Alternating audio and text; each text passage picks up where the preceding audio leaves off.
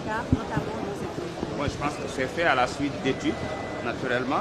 Et les études ont montré qu'il fallait ériger un pont afin de pouvoir, en tout cas, assurer une bonne circulation. Car l'État du Sénégal enregistre énormément de pertes en termes de finances et c'est dû principalement à la circulation qui est très dense au niveau de Dakar. Donc il est important en tant qu'État, en tant que ministère des Infrastructures, de trouver des solutions qui vont faciliter la mobilité au niveau de Dakar. Il y a d'autres solutions parce qu'il faut quand même qu'il y ait une conjonction de plusieurs types de solutions afin de juguler cette question-là de la mobilité au niveau de Dakar. Nous avons maintenant au sein du ministère une équipe qui s'occupe de la mobilité et de la circulation. Et ces équipes-là vont travailler sur l'évaluation de l'impact surtout de ces différents ponts qui ont été érigés dans Dakar avant même de procéder en tout cas aux prochaines étapes.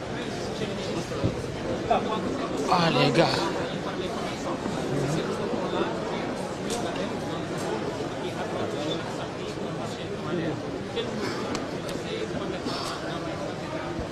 Bon, je pense que ça c'est un problème d'ordre général.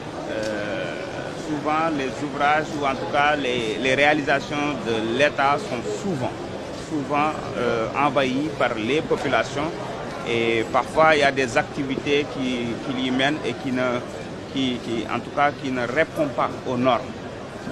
Nous avons demandé à nos équipes de travailler en tout cas avec le ministère de l'Intérieur pour trouver des solutions, mettre en place des équipes qui vont s'occuper d'abord de l'entretien, mais surtout qui vont s'occuper de l'ordre au niveau de ces ouvrages-là, parce que pour nous c'est important.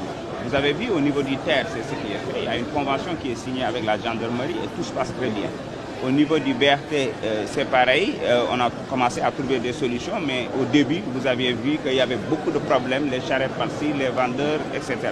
Nous allons faire la même chose pour les autoponts, parce que ça ne sert à rien de construire des ouvrages, dépenser des milliards, et après se retrouver dans la même situation, à savoir des embouteillages juste parce que les ronds-points, les ruelles, entre autres, sont occupés par des commerçants ou entre autres d'autres qui mènent d'autres types d'activités.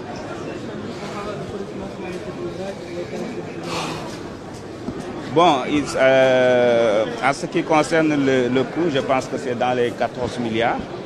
Et il s'agit d'un pont qui est réalisé avec plus de 2,1 km de voirie passerelle et sur 500 mètres aussi. Donc c'est ce qui veut dire que c'est un pont très important pour la mobilité.